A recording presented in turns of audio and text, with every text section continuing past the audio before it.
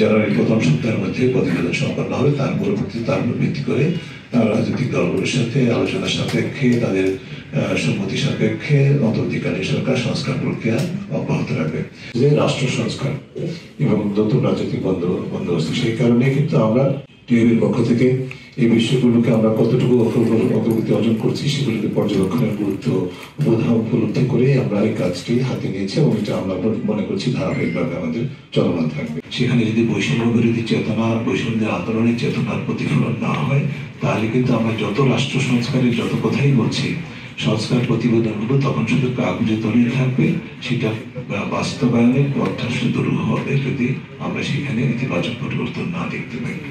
প্রথমে 6টি, পরবর্তী 4টি সংস্কার কমিশন গঠিত হয়েছে। আপনারা লক্ষ্য করবেন যে বারে বারে যে সবাই রাষ্ট্র সংস্কারের কথাটা বলছে, তার মধ্যে সেটা কনসেপচুয়াল বা ধারণাগত ভিত্তি থেকে যদি বিশ্লেষণ করা হয়, যে 6টি সংস্কার কমিশন গঠিত হয়েছে সেটি যে কর্তৃত্ববাদের বিকাশের প্রেক্ষিতে যে রাষ্ট্র কাঠামোকে দুর্বল করে দেওয়া হয়েছে, অকার্যকর করে দেওয়া হয়েছিল, তার মূলত সবচেয়ে গুরুত্বপূর্ণ পিলারগুলোকে চিহ্নিত করা হয়েছে এবং সেই লক্ষ্যে কমিশনগুলো কাজ করছে। আপনারা সবাই জানেন, একটু বিস্তারিত বলবো না, যে আমাদের সময়সীমা নির্ধারিত আছে 3 মাসের মধ্যে। গতকালও জাতির উদ্দেশ্যে ভাষণের প্রধান উপদেষ্টা বলেছেন, আজাদ বলেছেন, তারা আশা করছেন, কমিশনগুলো আশা করছে যে জানুয়ারির প্রথম সপ্তাহের মধ্যে প্রতিবেদন সম্পন্ন হবে। তার পরবর্তীতে তার উপর ভিত্তি করে রাজনৈতিক দলগুলোর সাথে আলোচনা সাপেক্ষে, তাদের সম্মতি সাপেক্ষে অন্তর্বর্তীকালীন সরকার সংস্কার প্রক্রিয়া অব্যাহত রাখবে। ইতিবাচক পরিবর্তন লক্ষণীয়। সেখানে নেতৃত্বের মধ্যে আমরা মনে করি যে কমিটমেন্ট আছে। বাংলাদেশ ব্যাংক সহ অন্যান্য সংশ্লিষ্ট মন্ত্রণালয়ের দায়িত্বে যারা আছেন সবাই বলবো যে কৌশলগতভাবে অগ্রসর হচ্ছে। তবে এই যে জঞ্জাল, সেটিকে অপসারণ করে একটা স্থিতিশীলতা ফেরত আনা এবং স্ট্র্যাটেজিক ভাবে সেটির দিকে অগ্রসর হওয়া, এটা দীর্ঘমেয়াদের বিষয়। তবে আমরা ইতিবাচক লক্ষ্য দেখতে পাচ্ছি ব্যাংকিং খাত সহ অন্যান্য খাতে সেটি কিছু কিছু প্রতিফলন করছে। অস্বীকার করার কোনো উপায় নেই যে মানুষের দৈনন্দিন জীবনে যে মূল বিষয়টি, দ্রব্যমূল্যের ক্ষেত্রে, বাজার নিয়ন্ত্রণের ক্ষেত্রে প্রত্যাশিত ভূমিকা পালিত হয়নি বা প্রত্যাশিত অর্জন হয়নি। ভূমিকা ছিল, প্রয়াস ছিল, এখনো আছে, অব্যাহত আছে, কিন্তু সেটি সুফল হয়নি। কারণ এই যে বাজার নিয়ন্ত্রণের বিষয়টি বাজার জাতের হাতে, সেই সিন্ডিকেট যেভাবে বলি না কেন, সেটা কিন্তু অত্যন্ত গভীরে, এবং সিন্ডিকেটের রাজনৈতিক চরিত্র সবসময় থাকে, সেই রাজনৈতিক চরিত্রটা কিন্তু আবার চট করে পালাবদল হয়।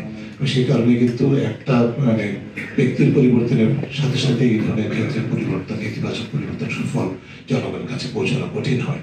অন্যতম উপাদান ছিল দুর্নীতি, ক্ষমতার ব্যবহার, এবং সেটি যেন জবাবদিহিভাবে বিচারহীনতার মাধ্যমে যেন নিশ্চিত করা যায়, সেই লক্ষ্যে যেটা করা হয়েছিল, রাষ্ট্র কাঠামোকে দখল করা হয়েছিল, করায়ত্ত করা হয়েছিল, অকার্যকর করে দেওয়া হয়েছিল, রাষ্ট্রীয় প্রতিষ্ঠানগুলোকে পেশাগত দেউলিয়াপনার মধ্যে নিমজ্জিত করা হয়েছিল। এবং সেই কারণেই কিন্তু শেষ পর্যন্ত যেভাবে ছাত্র জনতার আন্দোলনের উপর ভিত্তি করে নজিরবিহীন রক্তের বিনিময়ে, আত্মত্যাগের বিনিময়ে অর্জিত যে নতুন সম্ভাবনা দারুণ উচ্চ হয়েছে, সেখানে আমাদের জাতীয়ভাবে যেটা ছাত্র জনতার পক্ষ থেকে ঘোষিত নতুন বাংলাদেশের স্বপ্ন, সেই নতুন বাংলাদেশের অভিষ্টের মধ্যে অন্যতম যে উপাদান, সেটি হচ্ছে যে রাষ্ট্র সংস্কার এবং নতুন রাজনৈতিক বন্দোবস্ত। সেই কারণে কিন্তু আমরা টিএবির পক্ষ থেকে এই বিষয়গুলোকে আমরা কতটুকু অগ্রগতি অর্জন করছি সেগুলোকে পর্যবেক্ষণের গুরুত্ব উপলব্ধি করে আমরা এই কাজটি হাতে নিয়েছি এবং এটা আমরা মনে করছি ধারাবাহিকভাবে আমাদের চলমান থাকবে। 5 আগস্টের পর 5 আগস্ট কর্তৃত্ববাদের পতন হয়েছে, সেটি আমাদের বিশাল অর্জন। কিন্তু এই পতনের মাধ্যমে যে অভীষ্ট, সেই অভীষ্টের অর্জনের যাত্রা শুরু হয়েছে। সম্ভাবনা সীমাহীন এবং যে রাষ্ট্র সংস্কারের মৌলিক কথাগুলো বলা হচ্ছে, তার পাশাপাশি নতুন রাজনৈতিক সমঝোতা এবং সেই ব্যবস্থা বন্দোবস্ত, সেটির দিকে আমাদের প্রত্যাশাটা চলমান। এই প্রেক্ষিতে অন্তর্বর্তীকালীন সরকার আমরা যেটা করেছি, বিভিন্ন অংশীজনের আপনারা দেখেছেন, সরকারের বাইরে অংশীজন যারা আছে তাদের একটু পর্যবেক্ষণ করার চেষ্টা করেছি। সরকারের পক্ষ থেকে যে বিষয়গুলো অত্যন্ত ইতিবাচক ভাবে আমরা অল্প সময়ের মধ্যে বিশাল জঞ্জালের উপর জঞ্জাল থেকে যে অপসারণের মাধ্যমে নতুন বাংলাদেশ গড়া, বাংলাদেশ 2.0 গঠনের যে স্বপ্ন, সেটি যে বিশাল কঠিন চ্যালেঞ্জিং, সেটি বিবেচনায় রেখেও আমরা যেটা বলতে পারি যে অনেক প্রতিকূলতা সত্ত্বেও, জটিলতা সত্ত্বেও অনেক ক্ষেত্রে